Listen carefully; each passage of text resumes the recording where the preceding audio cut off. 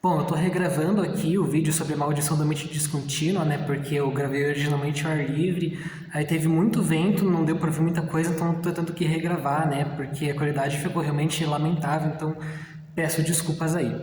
Então, o que que é essa ideia da maldição da mente descontínua? Acho que você já percebeu ou já parou para pensar alguma vez na sua vida que a gente tem fronteiras arbitrárias, né, na nossa sociedade.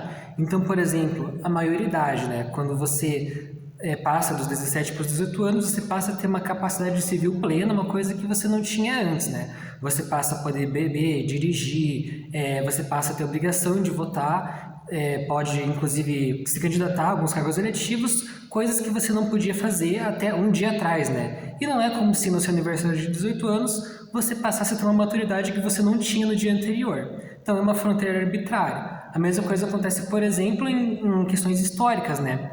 Quando a gente passa, por exemplo, da Idade Média para a Idade Moderna, né, ali com a queda do Império Bizantino, né, a Constantinopla ali, ou quando a gente passa da Idade Moderna para a Idade Contemporânea com a Revolução Francesa, e também não é como se fosse de um dia para o outro que o mundo inteiro se modificasse, né? Essas modificações elas são graduais, só que a gente cria essas fronteiras. A mesma coisa acontece, por exemplo, entre cores, né? Que, se não me engano, o vermelho ali está por volta de, salvo engano aí, né, 280 Hz, né, a frequência ali da onda eletromagnética que a gente enxerga como vermelho, até 680 Hz, que, se não me engano, daí é a frequência máxima que a gente enxerga como sendo violeta.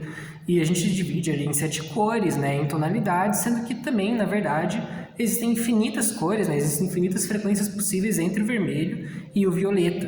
Então não existem ali apenas 7 cores, existem infinitas cores. Então por que a gente divide ali dessa forma? Porque a gente cria essas divisões arbitrárias na natureza. Então o Richard Dawkins ali, ele fala sobre uma coisa que ele chama de maldição da mente descontínua. Não existem fronteiras na natureza, mas o ser humano ele tem essa necessidade de criar fronteiras para compreender o mundo ao redor e para funcionar em sociedade. Então você não vai encontrar nenhuma fronteira na natureza. A gente tem, por exemplo, as fronteiras entre os países, que normalmente elas correspondem a rios, montanhas ou barreiras geográficas. Mas essas barreiras geográficas elas não dizem respeito a fronteiras entre nações, né? Ou fronteiras efetivamente, né, na natureza. Essas fronteiras elas são criadas arbitrariamente pelos seres humanos, né, para facilitar ali a divisão territorial entre países e evitar, por exemplo, guerras, né, conflitos ali. Ou, por exemplo, como eu falei agora, né, não existe uma maioridade, né? Não existe algum dia específico no qual você passa a ter uma maturidade maior do que no dia anterior. Mas a gente precisa da fronteira da maioridade para conseguir conviver em sociedade. Uma criança, ela não tem a mesma capacidade que o adulto, né? Uma criança, ela não poderia dirigir, não poderia beber, não poderia votar, não poderia ser presa. Mas a gente precisa dessas fronteiras para a gente conseguir dividir quando que uma pessoa está plenamente capaz de exercer vida civil sem precisar de representação. Então, uma criança, ela pode entrar com o processo, mas ela precisa estar representada pelo seu representante legal, né? Pelo seu tutor ali, geralmente pelos seus pais. Mas não é como se essa maturidade fosse do dia para a noite, né? É uma maturidade que ela é gradual. Então isso diz respeito à maior parte das fronteiras, né? Como eu falei, as transformações históricas, elas também são graduais. Elas não acontecem do dia para a noite, mas para a gente facilitar o estudo da história, a compreensão dos fenômenos ali, né? A gente divide em eras e a gente precisa de algum marco para ser a divisão entre essas eras, por mais que esses marcos eles não sejam transformações que aconteçam do dia para a noite também. A gente acaba aceitando esses como sendo marcos zeros, que na verdade são transformações muito mais graduais do que transformações muito rápidas. Então isso dificulta, por exemplo, a compreensão das pessoas sobre a seleção natural, né? Sobre o que é chamado de evolução. Então é óbvio que, por exemplo, quando você fala ali da seleção natural, de um primata não humano que vai se modificando até se tornar o que a gente conhece como Homo sapiens sapiens, isso também é uma transformação do dia para a noite, não é como se de repente um primata não humano tivesse ali no seu útero um filho humano, ou como se um réptil botasse um ovo e desse ovo saísse uma ave. Também não é uma coisa que acontece rapidamente, é uma transformação gradual, mas a gente precisa dividir entre espécies para facilitar a nossa compreensão de cadogênese ali, né? Nossa compreensão sobre também a biologia e sobre o ser humano. A gente precisa dessa divisão de espécies para, por exemplo, classificações para com qual raça de rato eu posso fazer experimento, com qual espécie que isso daqui vai ser compatível.